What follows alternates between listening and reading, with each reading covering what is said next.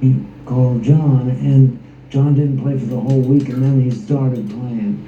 And at that point, I was paying more attention. You know, I was trying not to get too messed up on stage. I still wanted to keep the gig. And so Miles said, you know, now Fat Tom's doing better now. He's not messing up. And so, but he still had Skull there for the whole week, and it must have been really a drag for Skull. He was sitting there, you know, he wanted to play. Anyway, eventually he started playing and killing, of course. He played his ass off. And then finally, I was still getting messed up. So finally, I split. Skull did the gig for a while. He split, and Miles called me back because he said, if the way you let me go was, he said, was really one of the hardest. He said, quote unquote, this is one of the hardest things I had to do, but I gotta let you go because you're getting too high. And I got to join Jocko's band because I saw the writing on the wall. Was Jocko? Oh, we were getting high like crazy. I mean, that was like. What was that? I mean, that was out. But Jocko was still playing his ass off, you know, like a lot of cats could do. Unfortunately, over time, it takes away stuff, you know. And some people will get sober and keep going, and some people like Jocko, unfortunately, very sadly, it didn't turn out that way. Finally, I eventually started playing and killing, of course. He played his ass off.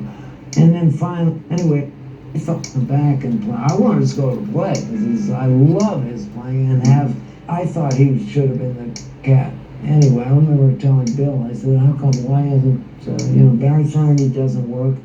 He was an incredible player also, but just personally. So how come Skull isn't doing it? And I think at that time, Bill wasn't sure why. But so I got called to do this, and one thing led to another. Bill basically hooked it up. And then I played with Miles, and then I started messing up and getting so high. Then Miles, and he was trying to get sober, he called John, and John didn't play for the whole week, and then he started playing. And at that point, I was paying more attention. I was trying not to just get too messed up on stage. I still wanted to keep the gig. And so Miles said, you know, now Fat Tom's doing better now. He's not messing up. And so, but he still had Skull there for the whole week. And it must have been really a drag for Skull. He was sitting there, you know, he wanted to play. Anyway, eventually he started playing and killing, of course. He played his ass off. And then finally, I was still getting messed up. So finally, I split. Skull did the gig for a while. He split, and Miles called me back because he said, if the way you let me go was, he said, was really one of the hardest. He said, quote unquote, this is one of the hardest things I had to do, but I gotta let you go because you're getting too high. And I got to join Jocko's band because I saw the writing on the wall. Was Jocko? Oh, we were getting high like crazy. I mean, that was like. What was that? I mean, that was out. But Jocko was still playing his ass off, you know, like a lot of cats could do. Unfortunately, over time, it takes away stuff, you know. And some people will get sober and keep going, and some people like Jocko, unfortunately, very sadly, it didn't turn out that way. So when Skull came on, he was not exactly a Boy Scout at that time either. So, but he was doing better, you know, than me at that time. And so Miles, so I, you know, he let me go. And then when Skull left, then he called me back. And he was real proud of me. He said, "You're a strong man. You must be a strong motherfucker to get sober." And then one time, and then I was over at his house in Malibu, and he cooked me dinner. We were going to do some recording, and I got out of rehab a little while before, and I was still nervous about it. He cooked me some dinner. He said, "I'd like your dishes." So I went to the dishwasher and I put the dishes in, put soap in, maybe a little bit too much. And I turned the thing on, and about 10 minutes later, bubbles just everywhere. And I said, Miles, look at the Chief. Look what's happening with the dishwasher. He said, I said, well, how are we gonna fix it? He said, Mike, ask me about a chord or a scale or something. So we laughed. horses. Oh my God. Kind of blue and all blue. He had 2 horses. Yeah, at a stable someplace. And it's so funny. You have this cat driving up in a Ferrari, black Ferrari with this crazy suit on. And it's, here are my horses. Hey, Carol. Carol brought him over, you know. And she was like a typical, you know, horse type person, you know. And Miles is looking like, you know, from New York and funky with him, and, you know, well dressed, but it was incongruous to say the least. Seeing out on the farm, Miles on the farm. So, but he rode horses when he was little. His father, I guess his father had horses. Now, you didn't do your first solo record till probably 85 or so, something like that? Something like, it was 85, yeah. Yeah. And it came out in 86. But before that, I did one before then. I did one for a Japanese label called Trio Records, and it was called Niche. Niche. For some reason I used to go Niche. And just as a playful thing, Jocko used to do that with me. Niche. Some stupid, ridiculous, like Monty Python kind of stuff. You know, the guys that at the men they go Niche or something like that. It came from that. So the record was called Niche. Victor, it came out pretty good. Victor Lewis was on it. Dave Sanborn was on the record. He played his ass off. Tom Barney was my bass player. Great. He played with Miles also. And Hiram Bullock produced it. that's right. Okay. Yeah. And then he produced the next one, which was Upside Down. That's right. That was the one in 85. Yeah. That was one for Atlanta. Well, you Doesn't Jocko play on one track on the first record? he does. Him and Like Steve the Jordan. 4 or something. Yeah, Mood Swings. That's right. I figured that would be a good title for what I was going through, and I still go through, and especially him. He would be a good title for him because he was up and down like a yo-yo, you know, psychologically. And Steve Jordan was on there, was killing. He's such a great drummer. Such a great drummer. And so it was really, that was fun. And Bob Bird. Yeah, we did a lot of gigs. Me and Bob Bird, an incredible tenor player. Yes. And it's sad. He done terrible fires and died way too soon. So, speaking of that, a lot of these players that you played with, the greatest players ever, Michael Brecker, Jocko, Bob, these people that are not with us anymore, do you feel a sense of, God, I'm so, I'm really fortunate to have played with these people? Or is it, man, I wish they were still here. yeah. Yes, both. Definitely grateful that I was able to play with them and play with them for a while. And then, yeah, I wish they were still around, of course, as friends too. Yeah. Jocko and me were really tight. You know, as crazy as we were, I'm so grateful to have played with all those guys. You know, I mean, it's to me, it's like I couldn't believe it. I would have been happy. I was with Nick Goodrich, studying with him, and I was thinking, well, I hope I can be a teacher at Berkeley, which would still be great. I mean, it's amazing teachership, or just a teacher anyway. And I like to teach too. I teach privately, but I'm able to go on the road and still play with some people. So I definitely want to keep doing that as long as there's the opportunity for it. When I look back through discography, you really played with everyone. But who's someone that you wanted to play with that you never played with? Herbie. I like to play with him more. Sometimes I played one thing with him on the Michael Brecker record. I guess it was Don't Try This at Home. That Right. was yeah, and I one tune, and I wish I could play with him. He's awesome. But his guitar player is incredible. And Chick Corea, I would have loved to play with him more. I was actually asked to play in that band, but I was playing with Michael Brecker, and I just said I want to stay with him. And Chick had tons more work, but I just felt for me, it would be better. I didn't want to go on the road so much, And with Chick, with Dave Weckl and with Patty Tucci, those cats were living on the road. I mean, like all the time. Yeah. And I felt like there's a certain amount of stuff I needed to get to first. And those guys, whatever they did, it certainly worked for them because they are amazing musicians. Yeah.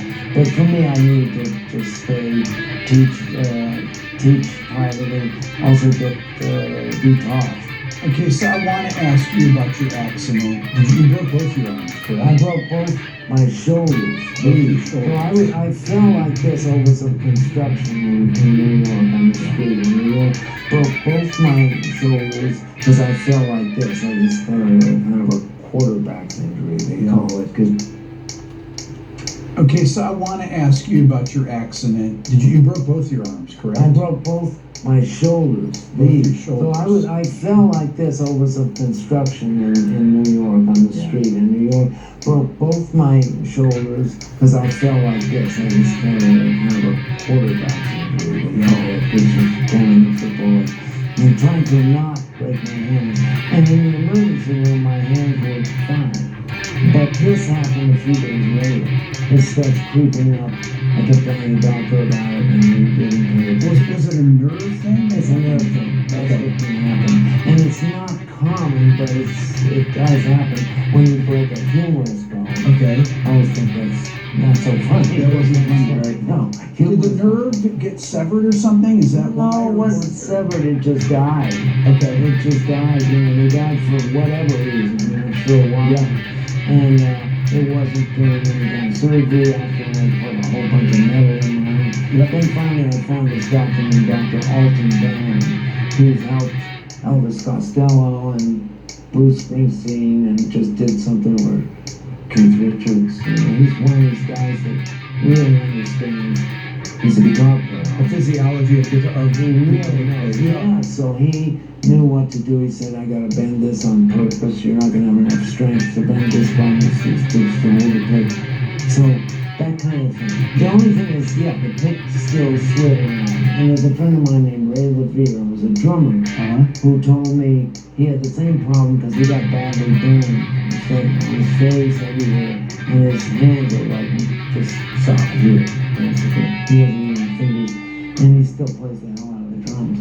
So somebody mentioned to him as I was trying to stuff around, how do I hold the pick? He said, I use Velcro and gloves. That's where it started with. Yeah. And then somebody said, a friend of mine said, talk to Ray, because he uses something. And Ray said, use wood glue. So I got a piece of, I found some tape. You could tape around.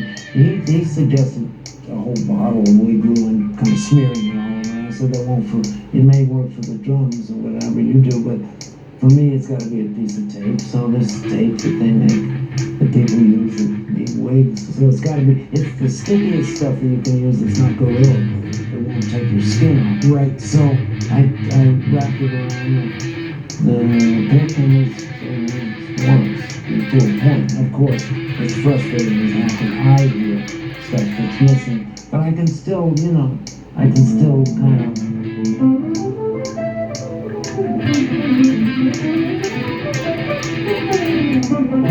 So I figured out a way to do it as I can with what I got. You do the best you can with what you got.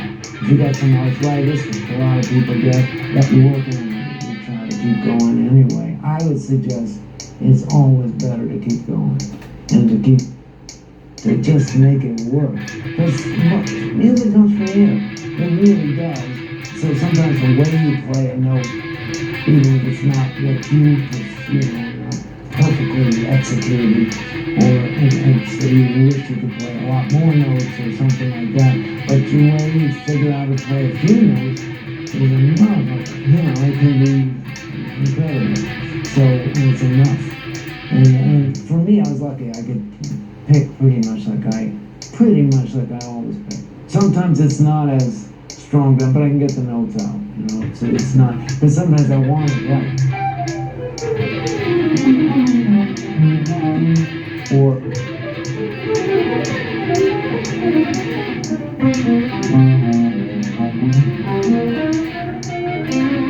I like the dynamics that come out. There's some loud, some soft. So it's like we're talking. Yeah. Don't accent every syllable the same. It's more like you don't. But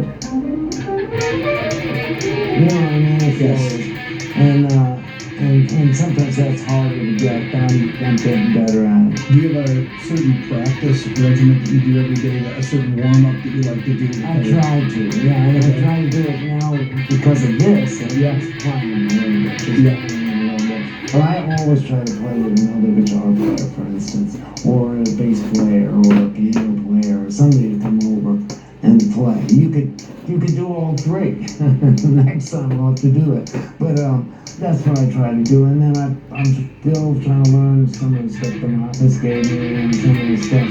We've got into some pretty deep stuff. So I'm this guy Gary Dial, Garridial. But you're talking two R's, is the guy that teaches Charlie stuff. They have That's what I know his name from. Yeah. And he teaches all Charlie stuff and then some. Great teacher. So if anybody's interested, you could find some cool things. So I'm still studying him very often. Mike, you're a lifelong student. Oh yeah, forget it. That's it. I mean, that's, I think at the end of the day, that's what most musicians are, because you ain't gonna learn this stuff and say it's done. There's no fucking way. Right. I mean, you can get to a point where you say that's enough for me. But if you're curious or you want to keep learning, or somebody else plays some stuff and you say, what the hell is that? I think it gives you inspiration, to keep going. I want to ask you about your record here. This is Mike's new record. Is this out right now? It's out in September. There's such great players, And then I got inspired by those guys, so I think I played pretty good on the whole record. There's Christian McBride, who's playing bass, Chris Potter's playing saxophone, Antonio Sanchez is playing drums, Jim Beard is the producer of the record, he's playing piano, really done everything. There's an amazing solo on there, and then he died a couple of months ago, which is really out of the blue and really tragic. I dedicated the record to him. He's produced a lot of my records. I'm one of those guys that if I don't have somebody to help me get through a record and say, that's good enough, let's move on, I would never leave. I'd still be working on the first tune, Right. He will seriously be missed by me and a lot of other people. But amazing musician, he played great on this, and so I'm really happy we were able to do it. And I'm really happy that Mac Avenue, because they're really good getting this stuff out there. One of the few jazz labels out there now, it seems to me. Yeah. And so I'm glad I got the chance to hook up with them. I saw that I knew that you had the first single out, and I was very psyched that you brought the CD with you, so I can check it out. Oh, I hope you like it. I really look forward to listening to it. Let me know. Absolutely. Yeah. Mike, I'm just so honored that you came here today, and it's just been amazing to get to hang out with you. And for me too, with you, bro. I would love to do this. Just come down here and jam sometime. Anytime. We don't have to do this. You don't want to listen to jam. Anytime. I really look forward to checking this out. Thanks, bro. And thank you so much for coming in today. Thanks for having me, bro. Thank you very much. I'd like to once again thank Mike for being my guest today. Remember, hit the subscribe button, leave a comment. Thanks for watching.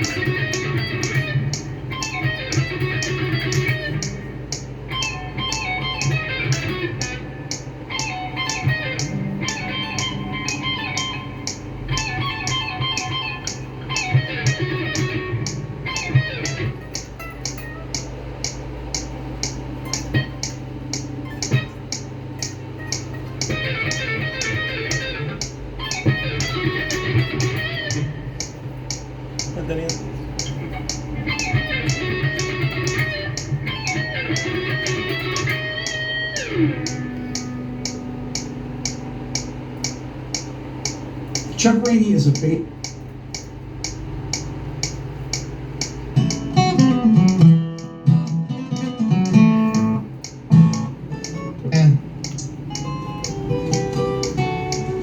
we'd get all lonesome with it and start playing the slow numbers. Old Mac Wiseman tunes start to show up. So, man, I was just lucky to be around a cool ass dad that knew a lot of good music. He's a great player, great singer. You guys made a record together? We did, yeah. We made a record. Was that something that you were like, gotta make a record with my dad, and then just had to make time for it? It was kind of eating at me almost. Because I was on the road, and been on the road since I was like 18, 19. Yeah. And I just have been on the road, and the years go by, and holy shit, all these gigs keep happening, and I just am rolling, And yeah, I got to a point where it was like, I need to stop at least long enough to make a record with my dad, before I lose the chance, or something. He ain't getting any younger, So yeah, it was a big bucket list kind of thing for me to do that, get in the studio with him. And Did you ever have imagined that you guys would record together? I always dreamed of it, for sure. But I never imagined any of this stuff, It seemed so impossible where I was going. We always played music, but even like when I was going to school and stuff, none of the adults around me presented my guitar playing as an option, as a career path. Right. I was sitting there playing the banjo at lunch break in school, and the principal of the school was like, "What are you gonna do when you grow up, Have you ever thought about becoming a journalist or something?" While I'm playing the banjo, and I'm like, I'm gonna try to play music, But you don't think I'm capable, or like that's a good idea or something. So it never seemed like a good, feasible option. And I honestly thought I would become a drug addict or wither away or end up in prison or some shit like a lot of my buddies did, or whatever happened, But at some point when I moved out of my hometown, I moved up to Traverse City, Michigan, and there was a different reception up there. There was an art gallery, and people were painting pictures and brewing craft beer, and there was restaurants, and there was, people were into music and stuff. And I went out to a couple open mic nights, and started going.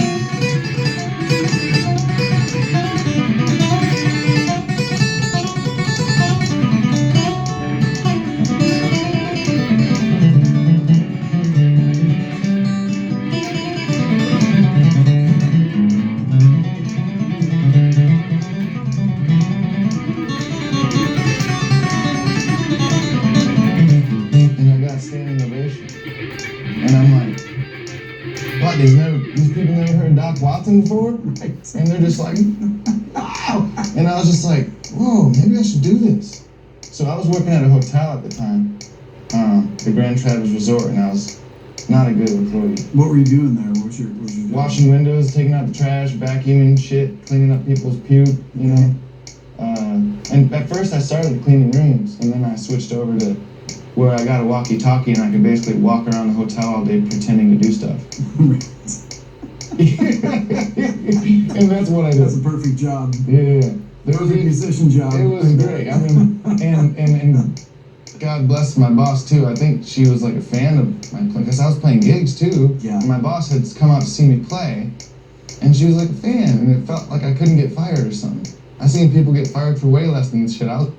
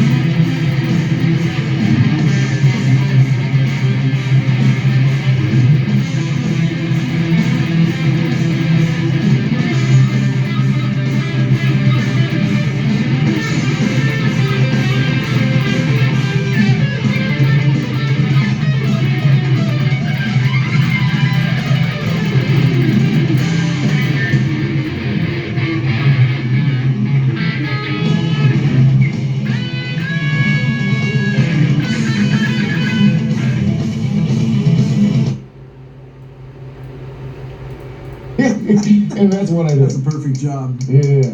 Perfect musician job. It was great. I mean, and God bless my boss too. I think she was like a fan of because I was playing gigs too. And my boss had come out to see me play, and she was like a fan, and it felt like I couldn't get fired or something. I've seen people get fired for way less than just get out of porn.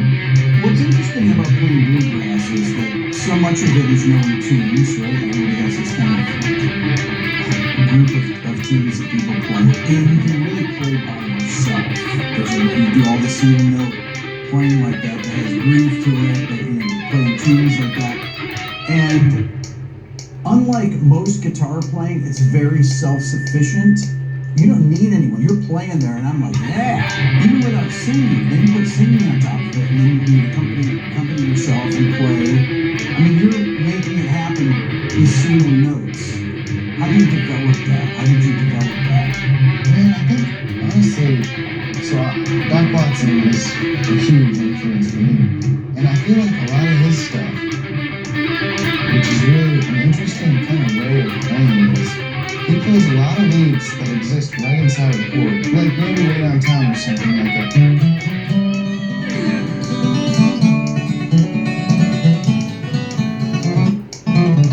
Is within there. I'm really just playing, but I'm playing melodies within there, you know.